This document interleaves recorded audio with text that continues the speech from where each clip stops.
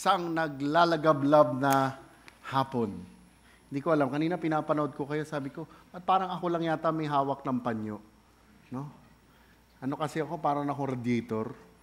Talagang pawisin, initin. Mas marami pang ilaw. Ngunit, datapwat kung ano man ang init ng hapon na to, ganon din kainit ang pag-aaralan natin sa hapon na ito. Pinamagatan nga nating bukas palad at mapagpala. Bukas palad at mapagpala. Patuloy po tayo sa ating pag-aaral sa Mateo 20, talata 1 hanggang 16. Maaari po ba kayong anyayahan lahat? Tayo po ay magsitayo. Bumabasa po ako sa versyon ng Magandang Balita. Kung ano man po ang inyong versyon, sundan po na lamang ninyo ako at maaari nyong sundan kung ano ang nakalagay sa ating PowerPoint. Mateo 20, talata 1 hanggang 16. Ang kaharian ng langit ay maitutulad sa isang taong lumabas ng maagang maaga upang humanap ng manggagawa para sa kanyang ubasan. Nang magkasundo na sila sa upa na isang salaping pilak sa maghapon, ang mga manggagawa ay pinapunta niya sa kanyang ubasan. Lumabas siyang muli nang mag-aalas 9 ng umaga at nakakita siya ng iba pang tatayo-tayo lamang sa palengke. Sinabi niya sa kanila, pumunta din kayo at magtrabaho sa aking ubasan at bibigyan ko kayo ng karampatang upa. At pumunta nga sila. Lumabas na naman siya ng mag-aalas 12 ng tanghali at ng mag-aalas 3 ng hapon at ganon din ang ginawa niya. Nang mag-aalas 5 na ng hapon, siya'y lumabas muli at nakakita pa ng mga ibang wala pa ring ginagawa. Sinabi niya sa kanila, bakit tatayo-tayo lang kayo dito sa buong maghapon? Kasi po'y walang magbigay sa amin ng trabaho, sagot nila. Kaya't sinabi niya, kung gayon pumunta kayo at magtrabaho sa aking ubasan. Nang gumabi na, sinabi ng may-ari ng ubasan sa kanyang katiwala, tawagin mo na ang mga manggagawa at bayaran mo na sila magmula sa huli hanggang sa unang nagtrabaho. Ang mga nagsimula ng mag-aalas 5 ng hapon ay tumanggap ng tag-iisang salaping pilak. Nang lumapit ang mga nauna, inakala nilang tatanggap sila ng higit doon, ngunit ang bawat isa'y binayaran din ng tig-iisang salaping pilak. Nang magkagayoy nagreklamo sila sa may-ari ng ubasan. Sinabi nila, 1 oras lamang gumawa ang mga huling dumating. Samantalang maghapon kami nagtrabaho at nagtiis sa nakakapasong init ng araw. Bakit naman pinagpare-pareho ninyo ang aming upa? Sumagot ang may-ari ng ubasan sa isa sa kanila, kaibigan, hindi kita dinadaya. Hindi ba't nagkasundo tayo sa isang salaping pilak? Kunin mo ang para sa iyo at umalis ka na. Ano sa iyo kung ibig kong bayaran ang nahuli ng tulad ng ibinayad ko sa iyo? Wala ba akong karapatang gawin sa ari-arian ko ang aking maibigan? Kayo ba'y naiinggit dahil ako'y nagmagandang loob sa iba?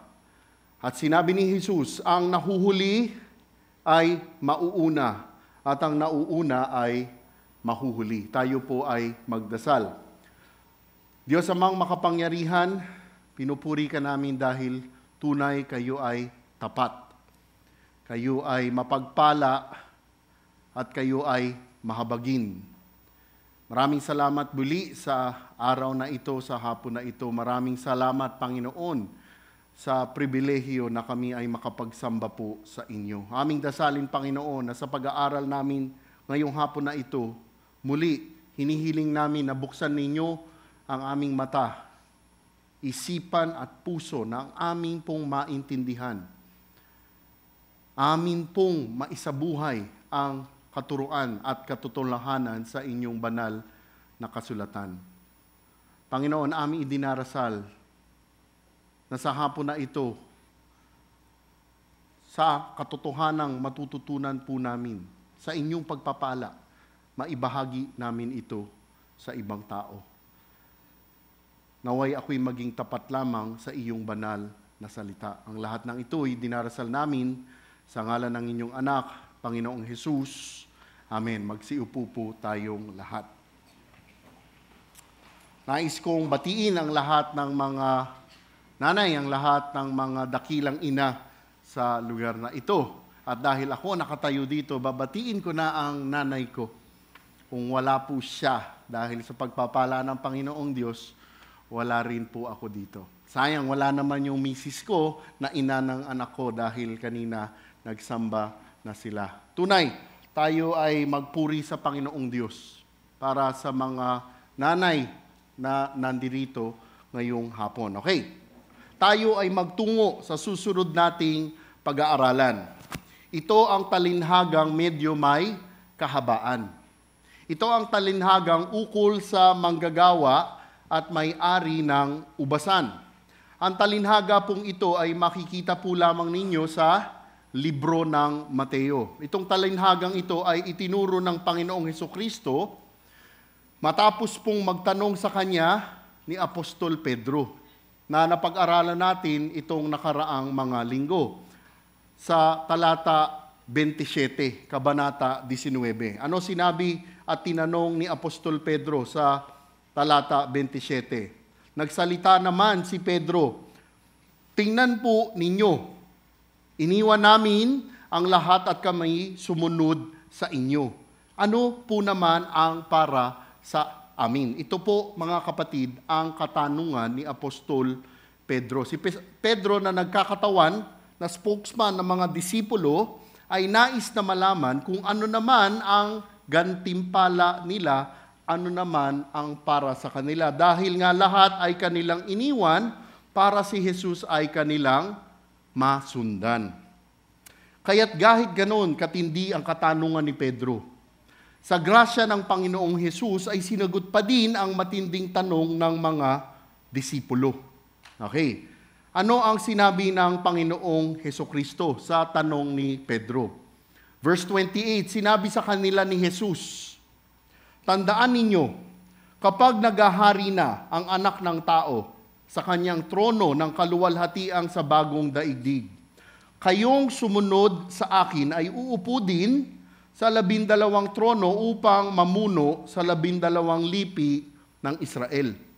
Kapag iniwan ni numan ang kanyang tahanan, mga kapatid na lalaki at babae, ama, ina, mga anak, o mga lupain, alang-alang sa akin ay tatanggap siya ng 100 ibayo at pagkakalooban siya ng buhay na walang hanggan." Ito po ang sinagot ng Panginoong Hesukristo sa matinding katanungan ni Apostol Pedro. At matapos ngang sinabi ito, nang sinabi ito ng Panginoong Hesukristo, malaki ang posibilidad na si Pedro at ang mga ibang disipulo ay iisipin nila, wow, special kami. Wow, ano mangyayari sa kanila dahil sila ang mumumuno sa lipi ng mga paghuhusga sa mga tao ng Israel. Ano ang mangyayari sa kanila? Magiging mayabang sila. Dahil sila ang tinatawag na 12. Kaya nga ito ang dahilan.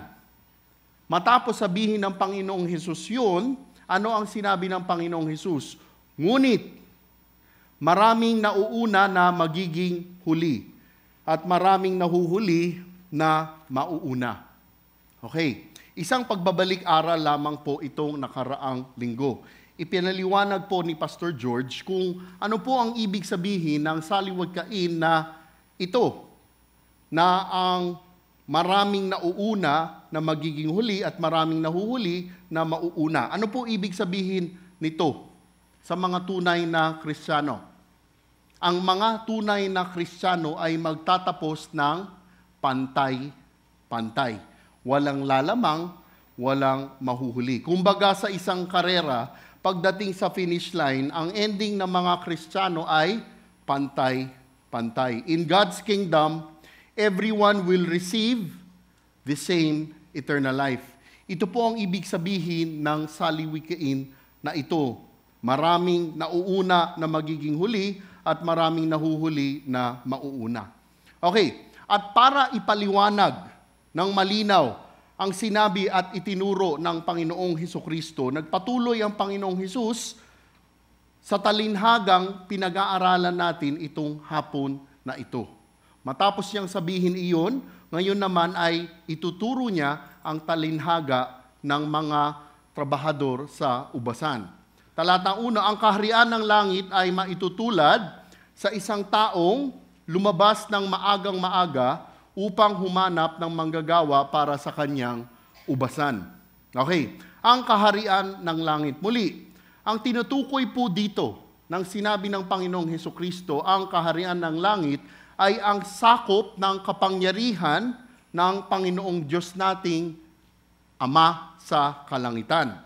This talks about God's rule both in heaven and on earth. Itinuturo po ng Panginoong Hesus na ang kaharian ng langit ay tulad ng isang taong lumabas ng maagang maaga upang humanap ng manggagawa para sa kanyang ubasan. Okay, magkaroon po tayo ng kaunting pag-aaral ukol sa agrikultura sa Israel sa lugar ng Palestino. Let's have a little agricultural background. Sa mga patag, alam niyo ho sa English yung patag, mga plain.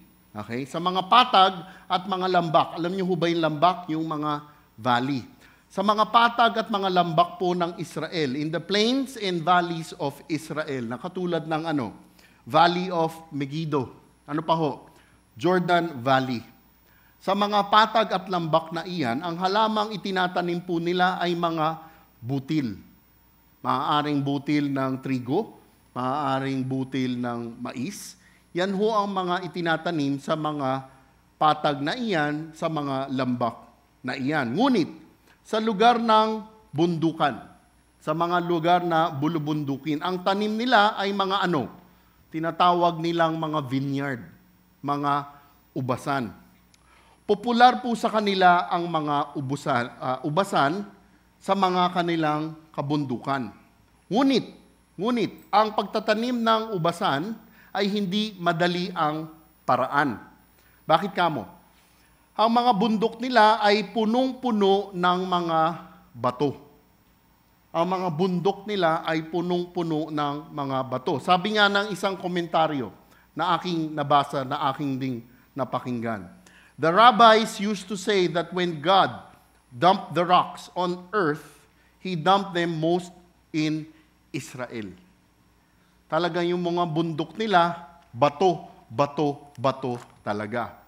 At para makapagtanim sila, kailangan nilang alisin ang mga bato na nasa lupa nito. Dahil kung magtatanim sila na puro bato, hindi po fertile yung mga lupa na ito. Ngunit, sa pagtatanggal nila ng mga bato na ito, may pakinabang din ang mga bato na ito. Dahil ang mga batong ito ang ginagamit nila panggawa ng mga parang hagdan sa gilid ng kabundukan. Anong sinasabi natin dito? Pamilyar ho kayo sa Banawe Rice Terraces, di ba? Pag tiningnan nyo yon, pag nakita ninyo yon, yung gilid ng bundok na iyon ay parang hagdan. Ginagawang parang hagdan po yun dahil nga yung mga bundok doon ay masyadong matarik. Para matamnan at madaling lakaran, ginagawa nilang parang hagdan. At yun po ang ginagawa sa mga bato dito sa mga bundok sa Palestino. Ginagawa nilang parang terraces, parang hagdan. At kapag nagawa na nila ang mga parang hagdan na ito, doon pa lang sila makakapagtanim ng mga ubas nila. Kaya nga sa tinatawag nilang spring. Pag spring na sa kanila, ano ginagawa nila? Hinahanda nila yung lupa na tatamnan. Dahil sa panahon na iyan, doon nararapat magtanim ng ubas during spring. At pag dumating yung tinatawag nilang tag-init, summer po sa atin, yan ay kanilang binabalik-balikan para alagaan at tanggalan ng mga dahon at ng parte ng halaman. Sa English, tinatawag dyan yung pruning. At pagdating naman ng Setyembre, ito ang panahon ng pag-aani sa mga ubasan. Ang buwan ng Setyembre ang harvest time. Dahil bakit September ang harvest time? Pagdating ng Oktubre, tag-ulan na po sa kanila. At kapag tag-ulan na po, ang mga ubas na hindi na harvest, na hindi nakuha, ano nangyayari? Nasisira dahil sa ulan. Kaya pagdating ng Setyembre, kailangan ay harvest time na. September was a very, very important month. Ito po ang konteksto ng pag-uumpisa, pagpapatakbo ng isang ubusan sa lugar ng Palestino. Napakaraming trabaho ang kinakailangang gawin. At dahil napakaraming trabaho, napakarami ding tao ang kinakailangan. They really needed lots of manpower. Okay, kanina konteksto ng pagtatanim sa ubasan. Ngayon, tingnan natin ang konteksto ng mga trabahador na ginagamit sa pagtatanim sa ubasan. Noong panahon ng Panginoong Hesukristo, kapag mag-uumpisa at magtatanim na sila, ang may-ari ng ubasan ay pumupunta sa bayan, sa marketplace. Sa versyon ko ang sinabi, palengke. Sa bayan, sa marketplace, sa palengke. Ano meron at ano ang ginagawa ng may-ari ng ubasan? Sa mga marketplace, sa mga merkado. Pagdating ng may-ari ng ubasan, sa mga tinatawag nilang marketplace na merkado at palengke, makikita ninyo ang ano?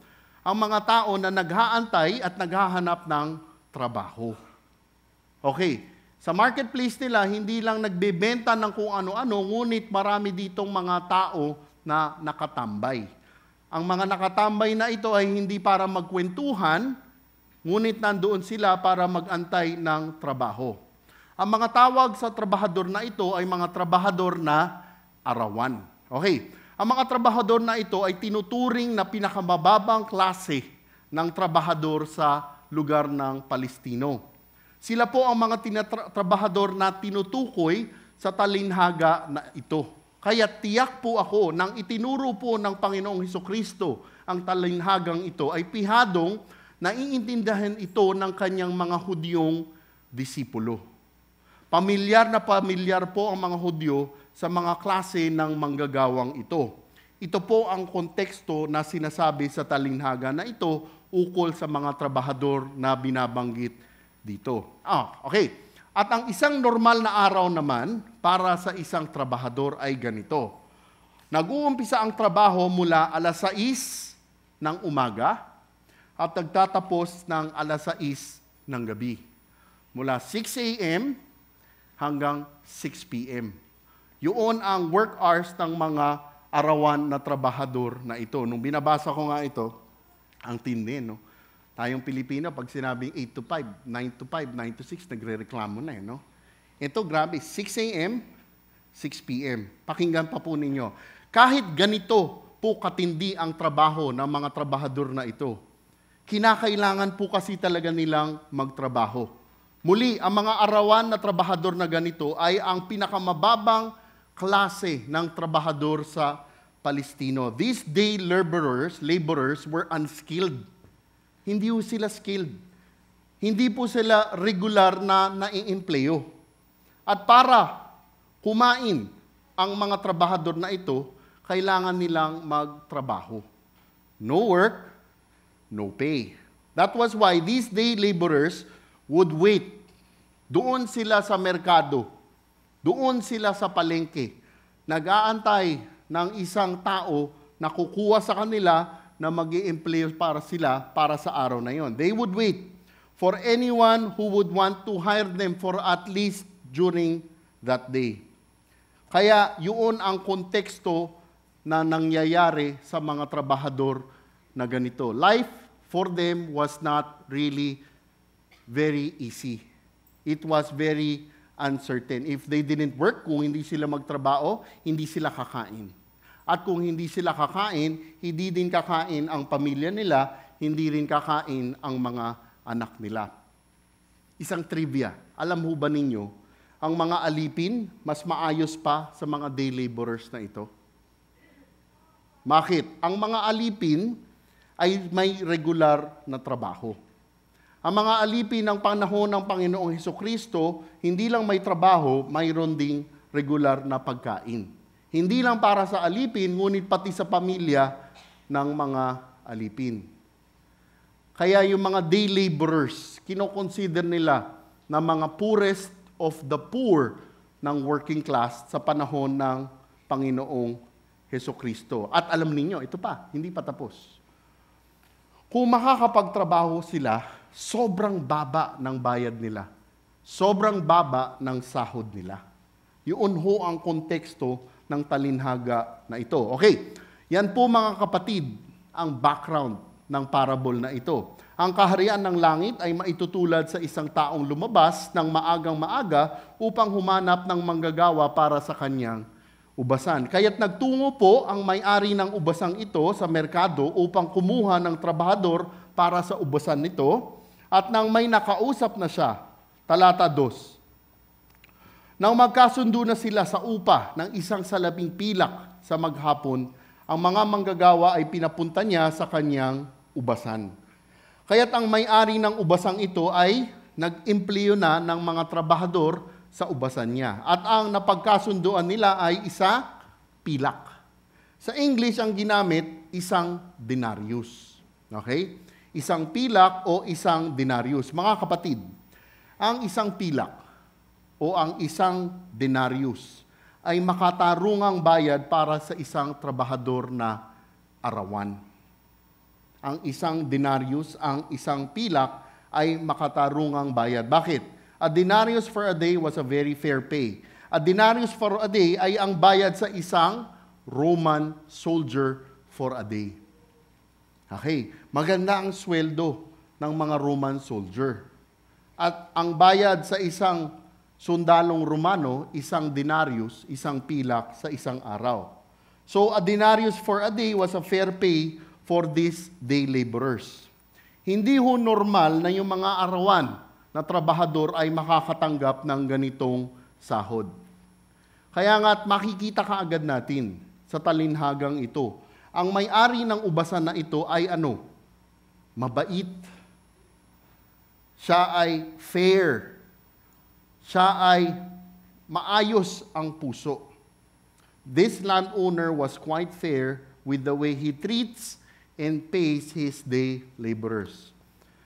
Okay, on a side note, isa pa ho, yung isang denaryo sa isang araw, yung isang pilak sa isang araw, meets the needs of the laborer for the day and his family.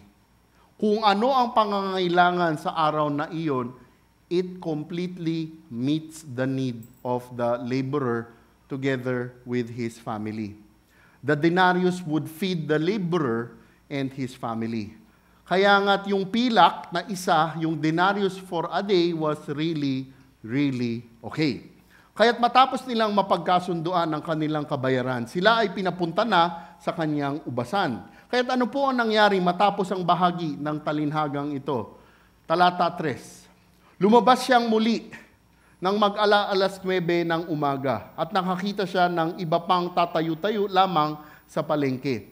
The landowner again goes out.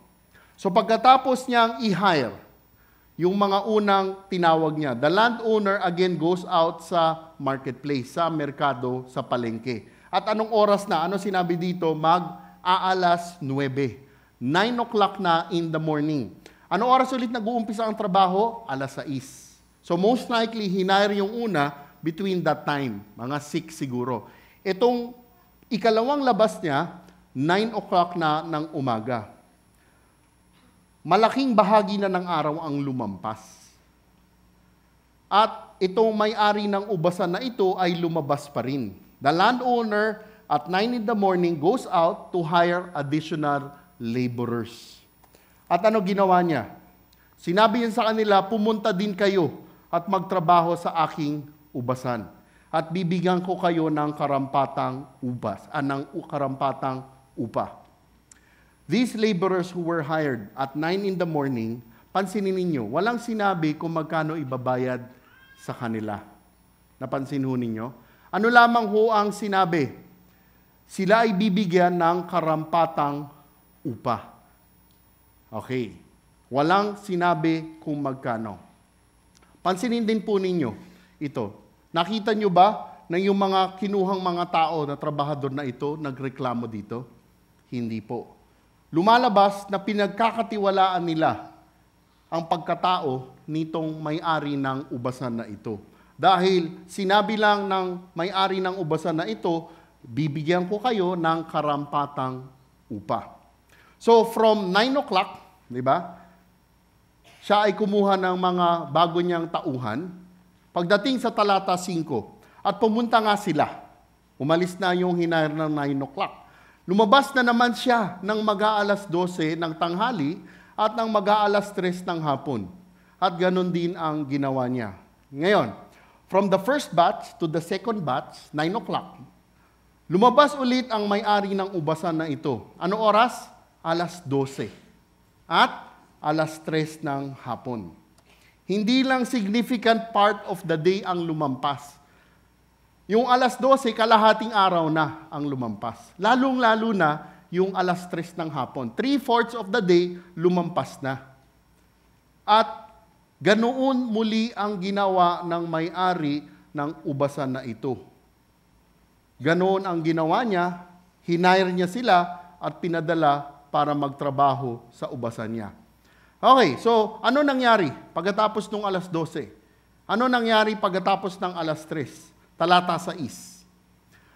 Nang mag-aalas 5 na ng hapon, 5 p.m., siya'y lumabas muli at nakakita pa ng ibang wala ring ginagawa. Sinabi niya sa kanila, bakit tatayo-tayo lang kayo dito sa buong maghapon? Now, mga kapatid, alas 5 na ng hapon.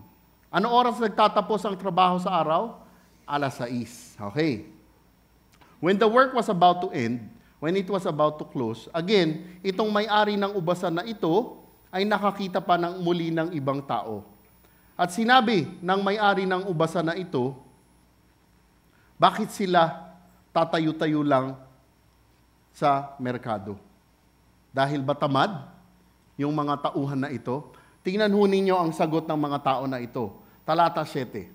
Kasi po'y walang magbigay sa amin ng trabaho, sagot nila. Kaya't sinabi niya, kung gayon, pumunta kayo at magtrabaho sa aking ubasan. Mga kapatid, ang mga tao na naiwan dito ay hindi mga tamad. Dahil kung tamad sila, wala sila sa merkado. Di ba? Nakatambay siguro sila saan? Doon sa sari-sari store sa kanto. Hindi, wala. Walang sari-sari store nun, ha? Hindi ho tamad ang mga tao na ito. Nandoon sila dahil ang tugon nila kasi po walang magbigay sa amin ng trabaho. Ito ang sagot nila. So, nung sinabi nila ito sa may-ari ng ubasan na ito, anong sinabi ng may-ari? Ano sinabi sa kanila? Kung gayon, pumunta kayo at magtrabaho sa aking ubasan. Mga kapatid, ang papansinin natin dito ay ang may-ari ng ubasan na ito. Ang talinhagang ito, ang nagsisimbolo sa may-ari ng ubasan na ito ay ang Diyos Amang makapangyarihan. Ano pinapakita sa talinhaga na ito? Ano ginawa ng Diyos Ama? Maaga pa, lumabas na siya. Maaga pa, lumabas na siya. Humanap ng tauhan niya sa merkado. Alas 6, alas 9, alas 12, alas 3, alas 5. Ano ang makikita natin na katotohanan dito? Ito ho ang unang prinsipyo. Walang tigil at walang humpay ang pagtawag ng kaligtasan ng Panginoong Diyos nating makapangyarihan. Ulitin ko po. Walang tigil at walang humpay ang pagtawag ng kaligtasan ng Panginoong Diyos nating makapangyarihan. Sinabi ko nga kaninang umaga sa CCF Parañaque, wala pong nangyayari sa buhay natin ngayon na tsamba. Nothing happens by chance, luck, or coincidence. From eternity past, mga kapatid, sinadya ng Diyos na ngayong hapon, kayo ang nakaupo po dito. Bakit ko po sinasabi ito? Sa paanong paraan ka kaya tinatawag ng Panginoong Diyos po ngayon? Sa paanong paraan ka kaya tinatawag ng Panginoong Diyos ngayon? Siguro sasabihin mo, ay kasi nandito lang ako, kasi hinatak lang ng nanay ko. Nandito lang ako kasi nakakaya naman sa barkada ko, kaya kailangan samahan ko rito. Nakakaya naman. Kasi yung kapitbahay ko, 20 beses na akong iniimbitahan. Ngayon lang ako sumama. Ngayon lang ako nag-oo. Mga kapatid, hindi po yan tsamba, hindi yan aksidente. Tinatawag po tayo patuloy ng Panginoong Diyos. At ang konteksto na ito, ang sinasabing tawag dito ay tawag ng kaligtasan. Ano ho ba yung tawag ng kaligtasan? Lahat tayong tao ay makakasalanan. Tayo ay makasalanan. Na may karampatang kaparusahan. Ano ang kaparusahan? Walang iba kundi kamatayan. Sa sarili po nating lakas, hindi po natin maliligtas ang sarili natin. Ngunit sa pagpapala ng Diyos, ang Panginoong Diyos mismo ang nagkatawang tao sa pamamagitan ng Panginoong Hesukristo. At anong ginawa ng Panginoong Hesukristo? Siya mismo ang nagbayad ng kaparusahan na dapat para sa ating mga makakasalanan. Namatay siya, inilibing, at nabuhay pagkatapos po ng 3 araw. Ang tanong mga kapatid, tinanggap niyo na ba talaga ang Panginoong Hesukristo bilang tagapagligtas ninyo? Hindi ko alam kung ilang beses na kayong tinatawag ng Panginoong Diyos. Iba-ibang klase ho ang pagtawag ng Panginoong Diyos. Maari lang po ba ako magbigay ng ilang halimbawa? Ang pagtawag ng problema. Ang pagtawag ng pagbibigay ng isang sakit. Ang pagtawag sa pamamagitan ng isang kapamilya. Ang pagtawag, pagbibigay ng isang kaopisina. God is continuously calling us to salvation. Tinatawag niya tayo. Ang tanong, ano na ang naging tugon natin sa tawag ng kaligtasan para sa atin? Ano na ang naging tugon natin sa tawag ng kaligtasan para sa atin? Ano ang maaaring ipagdasal natin? Ano ang maaaring ipagdasal natin? Ngayong hapon na ito, kung hindi pa si Kristo ang tunay na tagapagligtas mo, ano ang maipagdarasal natin na tunay na tanggapin natin siya? Na tunay na makamtan natin ang kaligtasan na ibinibigay niya. Alam po ninyo mga kapatid, kung hindi natin tatanggapin na makasalanan tayo, na lahat tayo papunta sa impyerno, na hindi natin kayang iligtas ang sarili natin, hindi natin tatanggapin ang Panginoong Hesukristo. Paulit-ulit sigurado sinasabi sa inyo to sa mga Bible study ninyo, sila Pastor EJ, Pastor George, no? Sila Pastor Joby, paulit-ulit na sinasabi ang magandang balita. Ang tanong, talaga bang naniniwala tayo na makasalanan tayo na papunta tayo sa impyerno? Mga kapatid, walang tigil at walang humpay ang pagtawag ng kaligtasan ng Panginoong Diyos nating makapangyarihan. Pagpatuloy na ho natin ang ikalawang bahagi. Ang unang bahagi ay ang pagtawag, ang ikalawang bahagi ay ang pagpapala. Talata 8. Nang gumabi na, sinabi ng may-ari ng ubasan sa kanyang katiwala, tawagin mo na ang mga manggagawa at bayaran mo sila magmula sa huli hanggang sa unang nagtrabaho. Kaya't nang gumabi na, nang matapos na ang oras ng pagtatrabaho mula 6 a.m. hanggang 6 p.m., inutusan ng may-ari ng ubasan ang kanyang katiwala na tawagin ang mga trabahador upang sila ay mabayaran. Ngunit, ang unang tatawagin niya ay ang huling grupo ng manggagawa. Ang huling tatawagin naman din niya ay ang unang grupo ng manggagawa. Okay. Alam po ba ninyo, itong bahagi ng talinhaga na ito ay sobrang naiintindihan ng mga Hudyo. Bakit kamo? Kung inyong babalikan sa libro ng Deuteronomio, Kabanata 24, talata 14 hanggang 15. Ito ho ang sinasabi dito. Huwag ninyong ipagkakait ang kaukulang bayad sa inyong mahihirap at nangangailangang manggagawa. Maging siya may kapwa Israelita o dayuhan o nakikipamayan sa inyo. Bago lumubog ang araw, ibigay na ninyo sa kanya ang sweldo niya para sa maghapon sapagkat iyon lamang ang inaasahan niya sa buhay. Kapag hindi nyo ibinigay agad at dumaing siya kay Yahweh, iyon ay pananagutan ninyo. Pinapakita dito sa libro ng Deuteronomio, ipinapakita ng Panginoong Diyos sa talata na ito ang kanyang pagmamahal sa kanyang pagmamalasakit sa mga tauhang arawan ang bayaran. Sinasabi ng talatang ito na ang manggagawang ganito ay kailangan bayaran kaagad. Siya ay dapat bayaran mismo sa araw ng kanyang pinagtrabahuhan. The Lord God says that the day laborer is to be paid the day he works, not the day after he works, more so not days after he works. The day laborer should be paid the day he actually works. Bakit? Dahil kung hindi siya mababayaran, wala siyang pambiling pagkain para sa kanya at sa pamilya niya. At dahil po dito sa libro ng Deuteronomio, pati rin sa libro ng Levitico, tiyak po ako nang ito ay ituro ng Panginoong Hesukristo ay intinding-intindi ito ng kanyang mga disipulo na Hudyo. Dahil nga nakasulat ito sa libro ng Deuteronomio. Kaya't matapos po nito, ano po ang nangyari? Talata 9. Ang mga nagsimula ng mag-aalas 5 ng hapon ay tumanggap ng tig-isang salaping pilak.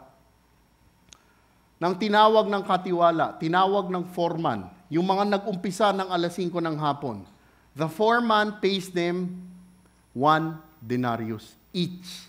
Isang pilak.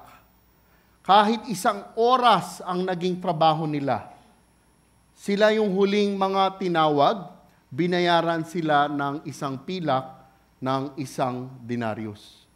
At ano pa ho ang nangyari? Talata 10, nang lumapit ang mga nauna, inakala nilang tatanggap sila ng higit doon. Ngunit ang bawat isa ay binayaran din ng tig-isang salaping pilak. Kaya't matapos mabayaran ng foreman, ng katiwala, ng may-ari ng ubasan, ang mga trabahador na arawan na nag-umpisa ng alas 5, nag-umpisa ng alas 3, nag-umpisa ng alas 12, nag-umpisa ng alas 9, pagkatapos bayaran ang mga iyon, sino ang mga dumating? Ang mga trabahador na nag-umpisa ng pinakaumaga ay dumating na. At nagkaroon sila ng conclusion. Di ba? Ano ang naging conclusion kaya nila? Wow! Sila isang pilak, 1 denarius. Nag-umpisa yung mga yon alas 5. Tayo nag-umpisa alas 6, 7, 8, 9, 10, 11, 12. 12 hours. Wow! 12 pilak siguro bayad sa atin. O siguro ang bayad sa atin ay 12 denarius. Yun ho ba ang nangyari? Ano ang nangyari sa kanilang pag-aakala? Ngunit alam po ninyo, mali ang kanilang pag-aakala. Dahil nang sumahod sila, sila din ay nakakuha ng isang pilak. Sila ay nakakuha ng 1 denarius na katulad ng ibang kasama. All those who were hired received the same pay, a denarius, 1 pilak. Talata 11, nang magkagayoy, nagreklamo sila sa may-ari ng ubasan. Kaya't dahil nga dito, ang mga unang nagtrabaho ay nagsireklamo. Nagreklamo sila sa may-ari ng ubasan na ito. Ano sinabi nila? Verse 12. Sinabi nila, 1 oras lamang gumawa ang mga huling dumating. Samantalang maghapon kami nagtatrabaho at nagtitiis sa nakakapasong init ng araw. Bakit naman pinagpare-pareho ninyo ang aming upa? Ang mga unang trabahador na arawan ay sinabi ang dahilan ng kanilang reklamo. Ang sabi nga nila, bakit pinarehas sa kanila ang huling mga dumating? Datapwat sila ay nagtrabaho maghapon at yung mga yon ay 1 oras lamang nagtrabaho. Kami, 12 hours sa init ng araw. Alam mo ba ninyo, yung init ng araw sa Palestino, mas matindi pa sa init ng araw natin dito. Kung ako pinapawisan kanina, yung init dito, grabe po. Hindi lang basta init. Yung init ng araw, may hangin. Siguro isipin niyo yung hangin. Okay, at least may hangin. Hindi. Yung hangin parang microwave. Yung buga ng hangin, may init na kasama. Di nila matanggap na sila ay kapareho sa mga tao na huli naman nag-umpisa ng trabaho. Kaya't sila ay nagreklamo. Talata 13. Sumagot ang may-ari ng ubasan sa isa sa kanila, kaibigan, Hindi kita dinadaya. Hindi ba't nagkasundo tayo sa isang salaping pilak? Kinausap ng may-ari ng ubasan ang isa sa mga nagreklamo. Yung sinabi niya, kaibigan. Okay, pag tinignan niyo yung salitang Greko nito, okay, ang bagong tipan ay nakasulat sa salitang Greko. Ang lumang tipan nakasulat sa salitang Hebreo. Sa salitang Greko, yung kaibigan ay hetairos. Bakit ko sinasabi ito? Yung hetairos, ang ibig sabihin niyan, kaibigan, yes, pero ang ibig sabihin niyan din na isa ay fella. Ano yung fella sa English? Sa lingwahe natin parang ganito, pare. Yeah? Pare. Kumbaga, ito ay isang gentle rebuke dun sa mga nagrereklamo. Isang maayos na pagtuturo, isang maayos na pagtatama. Parang bang ganito, kaibigan, pare, hindi kita dinadaya. Okay? Pare, hindi kita dinadaya. Hindi ba't nagkasundo tayo sa isang salaping pilak? Talata 14, kunin mo ang para sa iyo at umalis ka na. Ano sa iyo kung ibig kong bayaran ang nahuli ng tulad ng ibinayad ko sa iyo? Mga kapatid, tinanong ng may-ari ng ubasan sa mga unang nagtrabaho sa ubasan kung bakit sila naaapektuhan. Kung nais din niya ba silang bayaran na katulad nila, kapareho nila, ay ano ba ito para sa kanila? Ang mga huling tinawag niya para sa ubasan niya ay babayaran niya kapareho nila. Siya ay patuloy na nagpaliwanag. Verse 15. Wala ba akong karapatang gawin sa ari-arian ko ang aking maibigan? Kayo ba'y naiinggit dahil ako'y nagmagandang loob sa iba? Sinabi ng may-ari ng ubasan na wala ba siyang karapatan na gawin ang kanyang napagdesisyonan, na gawin ang kanyang maibigan, dahil unang-una naman, ito ay kanyang sariling taniman, ito ay pag-aari niya, ito ay sarili niyang pera. At sa ginawa niya ay wala naman siyang nilabag na batas. Wala siyang nilabag sa napagdesisyonan niya. Bakit? The reason for the landowner's generosity was because he wanted to be generous. Nais niyang maging bukas palad sa ibang tao. He wanted to be generous. His generosity was not dependent on anyone else. No, it was not. Besides the fact that he paid what he promised. Tama po ba? Binayaran niya kung ano ang sinabi niya. Isang pilak, isang denarius ang napag-usapan nila. Kaya, he was not violating anything. Mga kapatid, ang ginawa ng may-ari ng anihan ay isang pagpapala. Ang ginawa ng may-ari ng ubasan ay isang pagpapala. Ito ay dahil sa kanyang awa. This was not an act of injustice. Hindi po ito isang gawaing walang katarungan. This was an act of grace, an act of mercy.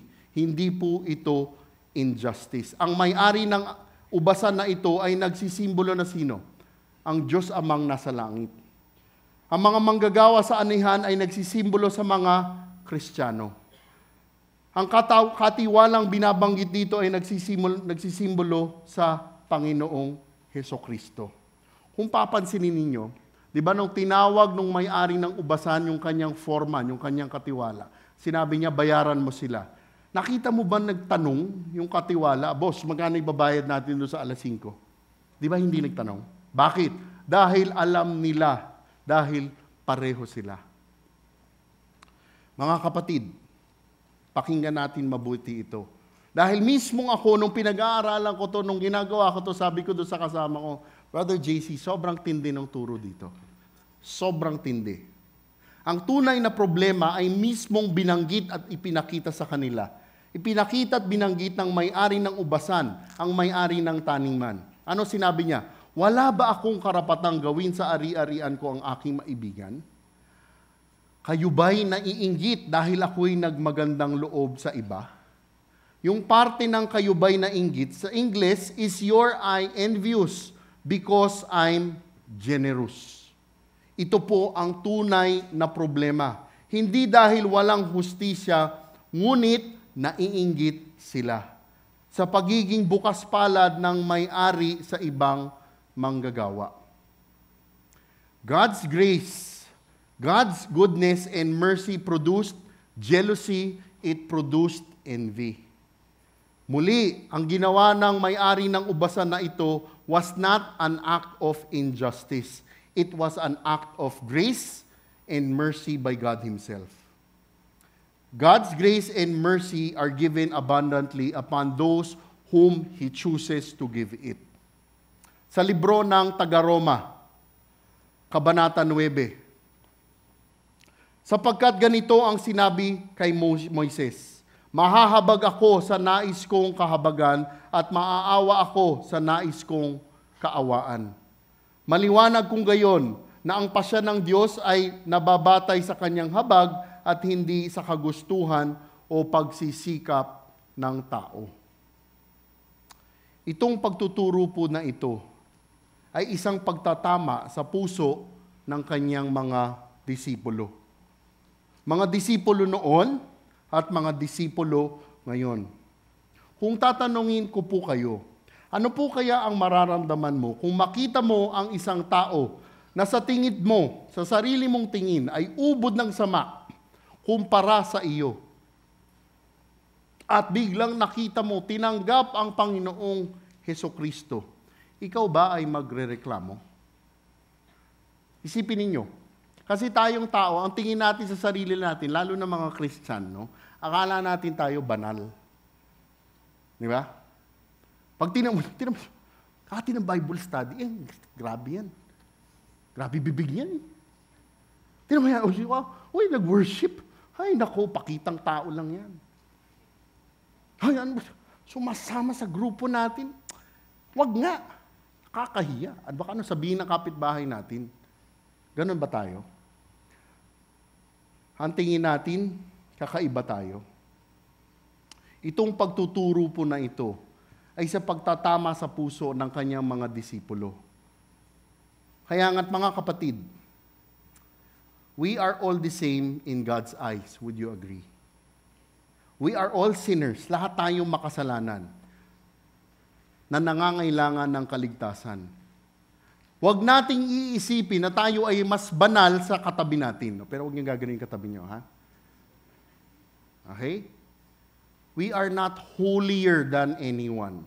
All of us are sinners in God's eyes. We are sinners saved only by His generous grace. Wala hong lamang sa atin. Pare-pareho po tayo na makasalanan na papunta sa impyerno bago sa Panginoong Hesukristo. Christ was saying like this in this parable. Whenever we go through situations like that, di ba? Yung mga sitwasyon, naiisipin natin, we deserve better. Yeah? We deserve better. That's not the Lord's problem. That's our problem. Ano ibig sabihin nun natin dito? Siguro sasabihin nyo dito, pero Brother Rico, gusto ko lang naman kung ano yung fair, di ba? Ano yung tapat? I just want what is fair. Di ba? Yung isa 12 hours eh. Yung isa 1 hour. Isang denarius. Isa, di ba dapat at least sana 5 denarius. Di ba? Yung ano. I just want what is fair. Kung ano ang makatarungan. Alam niyo mga kapatid, there's nothing wrong to be fair. Walang masama maging tapat. But you know what? If you say you want to be fair, this is fair for us. Ito ang tapat para sa atin. Kung Diyos ang gagawa talaga nito. Fair is what? Fair is hell for us. Yun ang tapat. Fair is hell for us. Yun ang dapat para sa atin. If God was not gracious to us, fair, impyerno ka, Rico. That's fair. Brothers and sisters, we are all sinful. Lahat tayo makasalanan. We have all fallen short of the glory of God. Lahat po tayo. Lahat po tayo. Ang malungkot kasi mga Kristiyano na katulad natin, pag tumingin ng iba, Yun nga ang dahilan yata, kaya yung iba ayaw lumapit sa Panginoong Hesukristo dahil ang nakikita nila ay yung mga katulad natin. We are so judgmental, we are so hypercritical.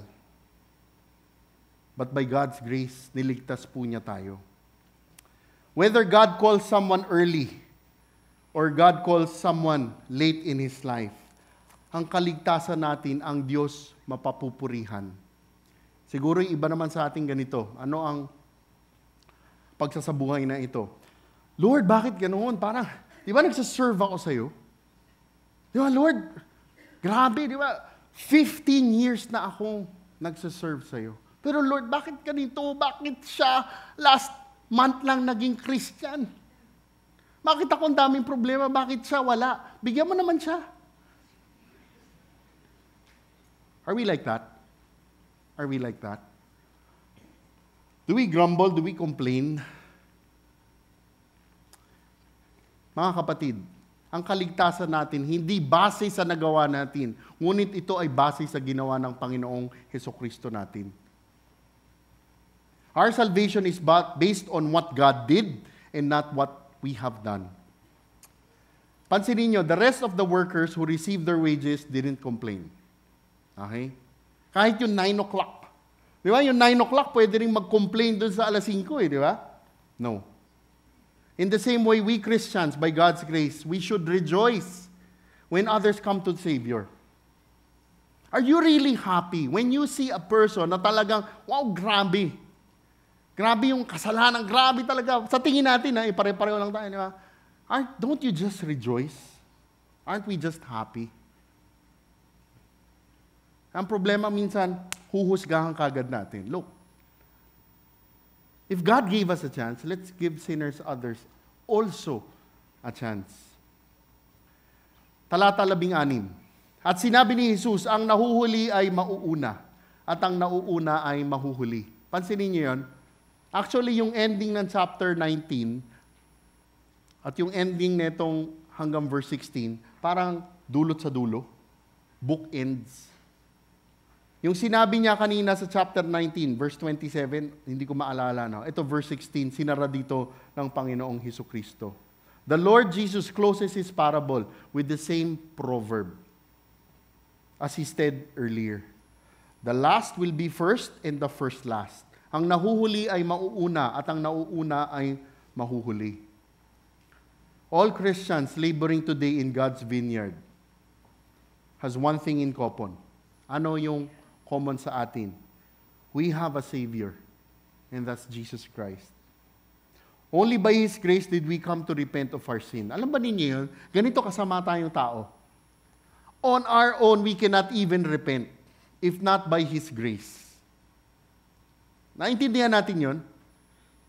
On our own, kahit anong pilit mo, kung hindi binuksan ng Panginoong Diyos ang mata natin, hindi natin maiintindihan ang kaligtasan.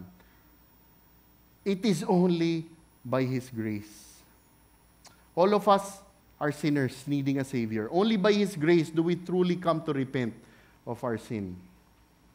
Kaya nga paulit-ulit na sinasabi dito, di ba, lumabas ang Diyos ng ganitong oras. I don't know how many times nang lumabas ang Diyos para tawagin ka. Ako naalala ko sobrang daming beses. No? Sobrang daming beses. The Lord says, the last shall be first and the first last. The reward of eternal life will be given the same to all Christians. It's the same. Katulad ng mga disipulo noon, iniisip nila, wow, special kami. We're the 12, di ba? Sa atin din, siguro sabihin na, wow, CCF ako CCF. Sa Lucas 23, ano yung nangyari doon? Luke 23. The thief on the cross. Naalala niyo yun? The thief on the cross. This thief came to know only the Lord Jesus Christ on His deathbed, nung mamamatay na siya. And that same thief who came to know the Lord Jesus received the same eternal reward. The same. Kapareho ni Pedro. Kapareho ni Pedro yung tinanggap nung magnanakaw na iyon. Si Pedro, by tradition, paano namatay si Pedro? Ipinako ng pabaligtad. Yung tinanggap ng thief on the cross, katulad ni Santiago. Katulad ng tinanggap ng Apostol Juan. Katulad ng tinanggap ni Apostol Pablo.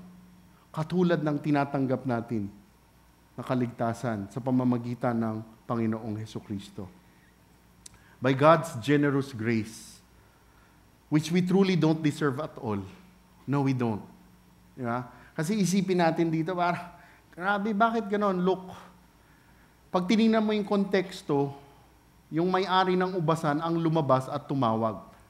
Kung hindi lumabas yung may-ari ng ubasan na iyon, hindi magkakatrabaho yung mga tao na iyon. The same thing with us. Ang problema natin, tawag ng tawag sa atin, ang dami nating excuse. Ang dami nating excuse.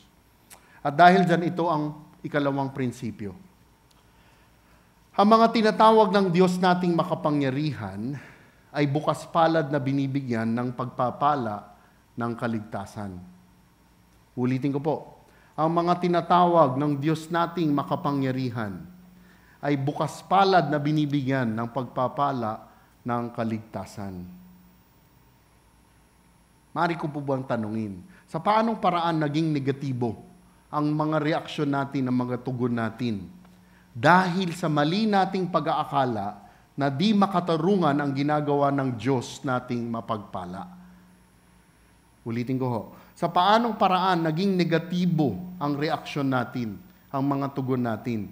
Dahil sa mali nating pag-aakala na di makatarungan ang ginagawa ng Diyos nating mapagpala. Ano sa tingin mo ang tunay na dahilan kung bakit minsan tayo ay ganito? Na ang tugon natin ay napaka-negatibo. Ano kaya ang dahilan? Kaya't ano sa tingin mo ang maipagdarasal natin upang tayo ay laging magtiwala sa mga ginagawa ng Diyos nating mapagpala? Sa ating pagtatapos, alam po ba ninyo the reason why most likely that most Christians grumble over our situation? Alam ho ninyo, malaki ang posibilidad. The reason why we Christians grumble more often than not of our situation is because we forget God's sovereignty. Nakakalimutan natin ang pagiging may kapangyarihan ng Panginoong Diyos sa lahat. God's sovereignty, that He is in control of everything. At kapag nakakalimutan na natin yan, we often forget that God is moving every second, every minute in our lives. At pag nakakalimutan natin dyan nag-uumpisa yung pagrereklamo natin. When we focus on ourselves.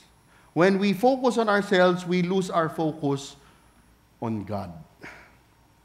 That is why, sa pag-uwi natin, ngayong hapon, pag-uwi natin, ipagdasal natin, na huwag natin makalimutan na ang dapat ang tuon natin ay sa Panginoong Diyos.